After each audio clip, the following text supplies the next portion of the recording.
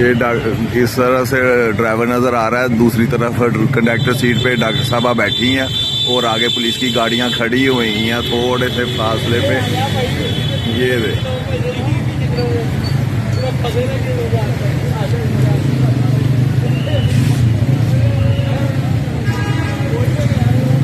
मैं यहाँ अंदर आई, इन्होंने मेरा रास्ता ब्लॉक कर दिया। पुलिस की गाड़ी ने रास्ता ब्लॉक करके वो एक लेडी पुलिस और ये सारे उतर आए। उतर के आके उन्होंने कहा कि जी आप हमारे साथ गाड़ी में बैठे। मैंने कहा जी मैं क्यों बैठूँ, मुझे वजह तो पता चले। कोई वारंट है आपके पास? उनके पास कोई वारंट नहीं है, किसी किस्म की कोई बात नहीं। और वो इंसिस्ट करे थे कि मैं उनकी गाड़ी में बैठूँ। मैंने गाड़ी अंदर से ब्लॉक कर दी, मैंने कहा मैं नहीं निकलूंगी।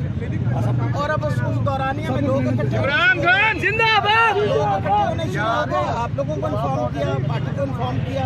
थोड़ा सा यार एक बात ठीक है अपना वो है ना यार, वो जो फोटोग्राफर है उसके पास सारी फुटेज है। मैम जी मैं जा रही हूँ। ठीक है, आप देखिए। Thank you.